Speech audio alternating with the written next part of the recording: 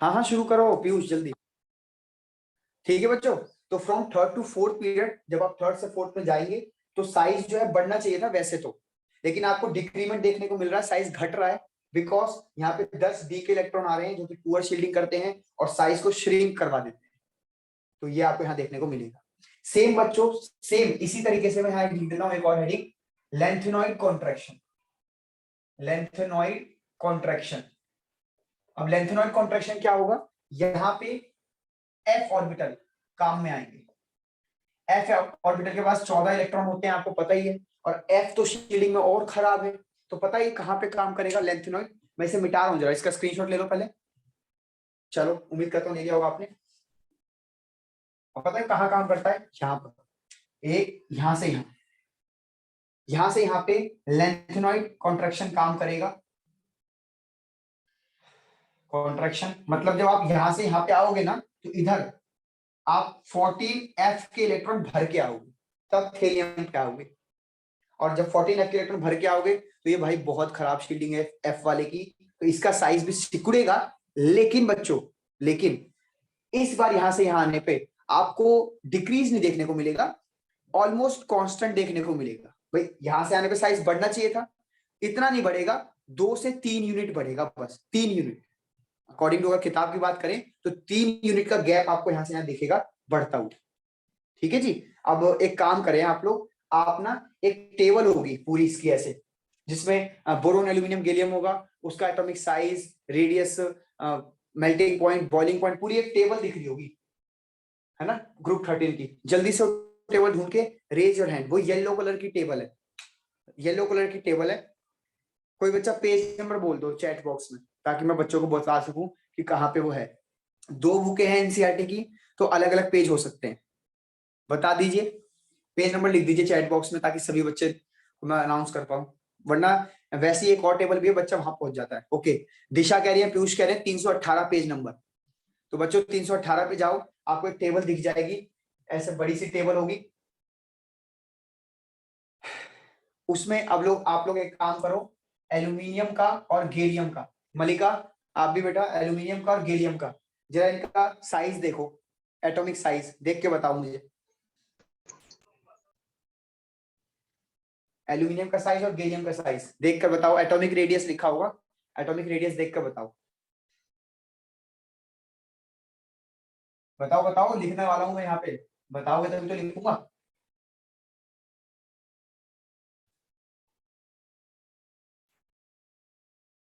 और इसका भी बताओ, इंडियम का और थेलियम का, इंडियम और थेलियम का भी बताओ।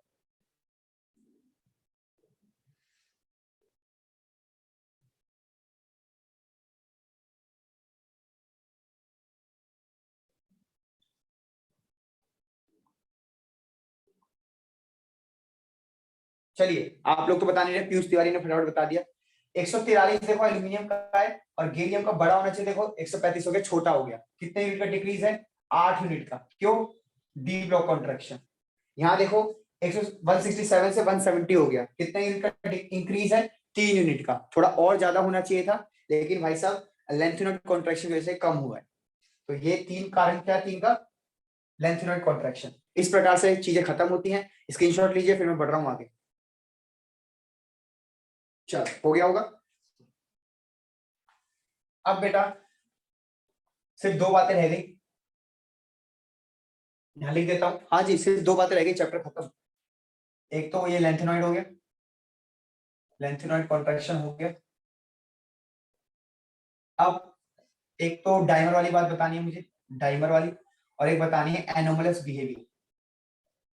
Anomalous behaviour of first member, anomalous behaviour of first member of family, ये बात बतानी है।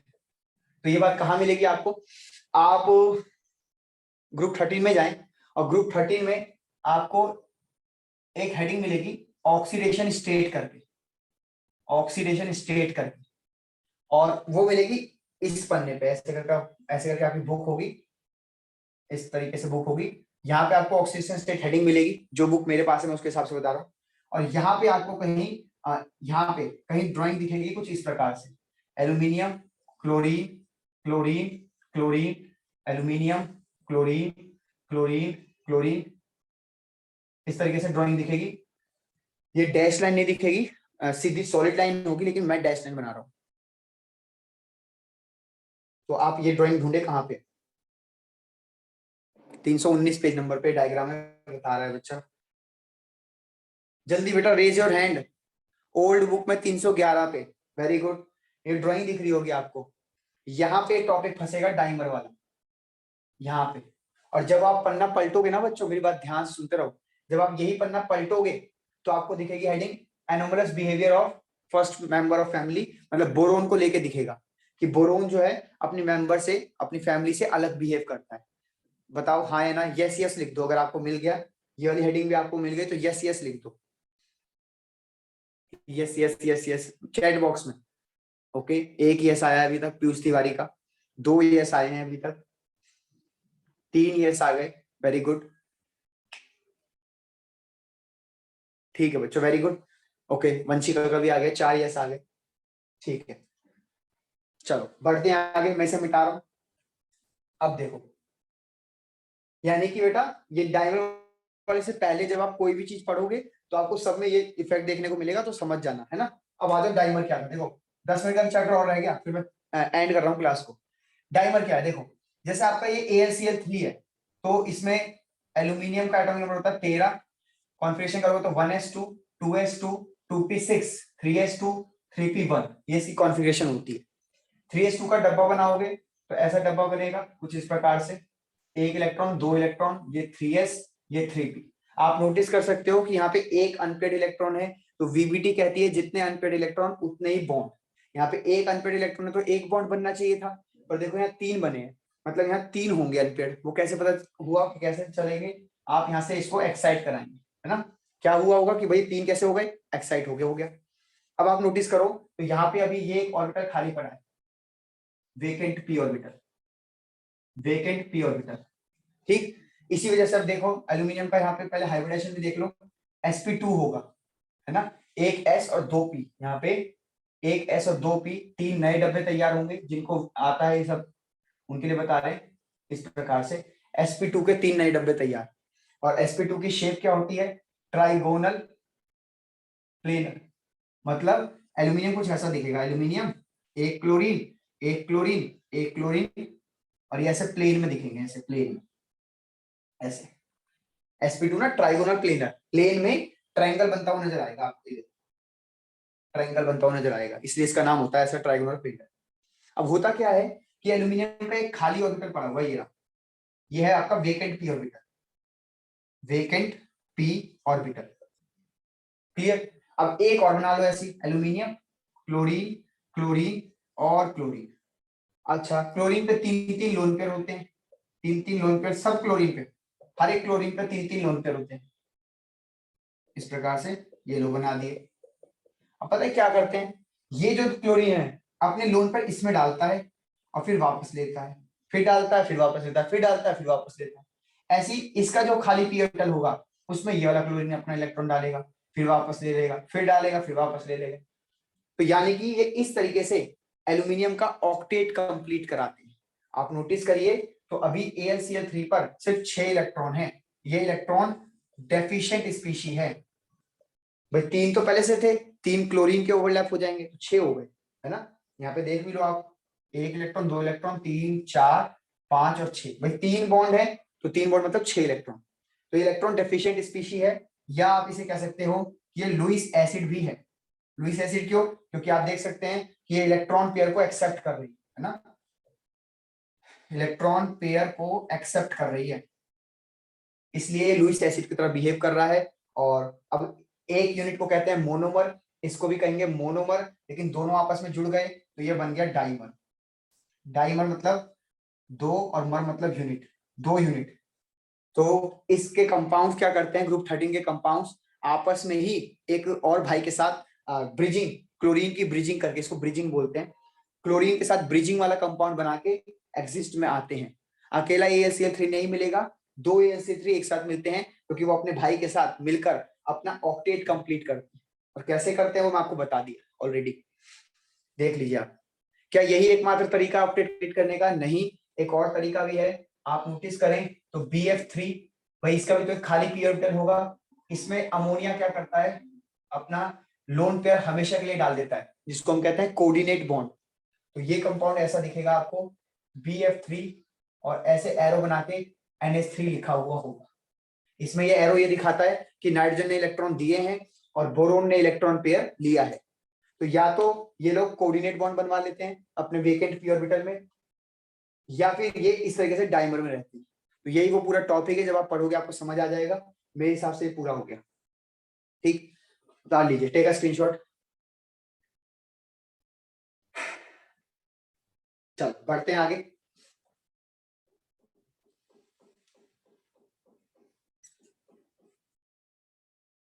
अब लास्ट हेडिंग देख लो, फर्स्ट मेंबर ऑफ फैमिली का एनोमलस बिहेवियर। क्या मीनिंग है इसका? तो इसका मीनिंग बहुत डिटेल में हम नहीं बता रहे आपको, बस आपको शॉर्टकट बता रहे हैं, प्लीज ध्यान सुनिएगा।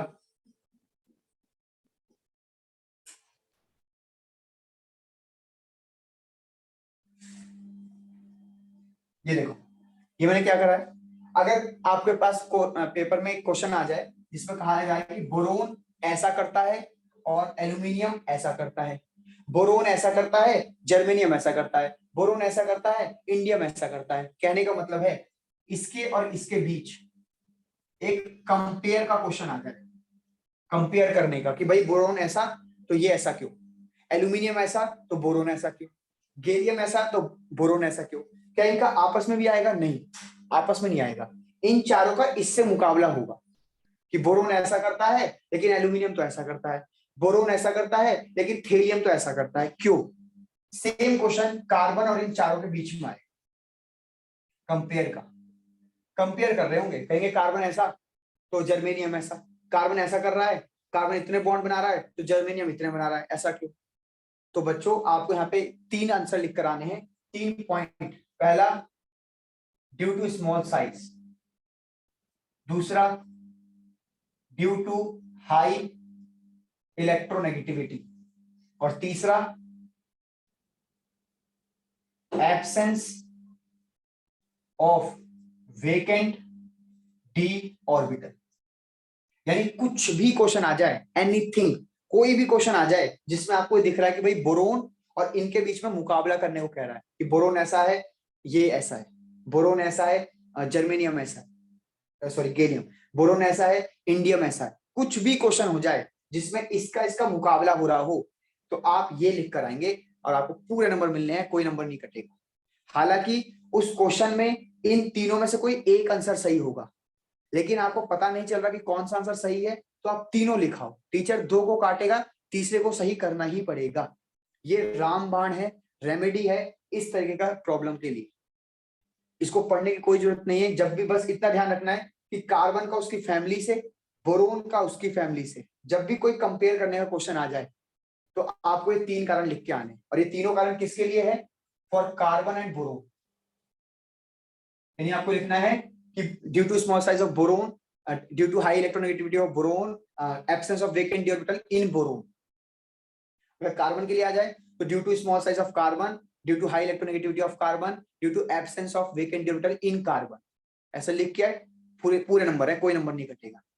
ठीक, इसके ऊपर क्वेश्चंस क्या क्या आ सकते हैं वो मैं अभी नहीं बता रहा, आज के लिए हम इतना ही रखेंगे, कभी और इसको उठाएंगे तो और आपको बता देंगे। अब आपको एक काम करना है, आपको पूरे पी ब्लॉक की रीडिंग लगानी है। जब आप पूरे पी ब्लॉक की रीडिंग लगा लेंगे तो आप देखेंगे कि भाई यही टॉपिक था जो बार बार घूम के आ रहा था, सब कुछ क्लियर कर दिया है। Electronic configuration, ionization enthalpy, atomic radius, electron gain enthalpy, physical properties, chemical properties, सब कवर है। ठीक, तो उम्मीद करता हूँ आपको पी ब्लॉक समझ आ गया। आज के लिए इतना ही बच्चों, अब इसे आपको सेल्फ रीडिंग करना है, मेरी तरफ से चैप्टर खत्म होता है। ठीक, गुड इवनिंग, बाय। इसमें फिजिकल और केमिकल प्रॉपर्टीज याद भी करनी है? हाँ, वो रिएक्शंस याद करनी है बेटा केमिकल प्रॉपर्टीज की। केमिकल प्रॉपर्टीज में आप देखोगे कि रिएक्शन लिखी हुई है, हवा के साथ, पानी के साथ, एसिड के साथ, बेस के साथ, वो आपको याद करनी है, उसमें कोई लॉजिक नहीं। लेकिन जहां पे लॉजिक आ जाए कि कह देगा कि भाई एल्यूमिनियम का साइज इतना है, गैलियम का साइज बड़ा होना चाहिए था लेकिन कम है, क्यों? तो डी ब्लॉक कॉन्ट्रैक्शन। ऊपर वाले बंदे +3 दिखा रहे हैं, नीचे वाले +1 दिखा रहे हैं, क्यों? Inert pair effect. इस तरीके से तो वो आपको लॉजिक लगाना पड़ेगा। बाकी केमिकल प्रॉपर्टीज की रिएक्शंस को याद करना पड़ेगा, लिखना। ठीक, बाकी गुलाबी बक्स से कर लीजिएगा, समझ आ जाएगा आपको। चलो आज के लिए इतना ही, मिलता है अगली क्लास में बच्चों।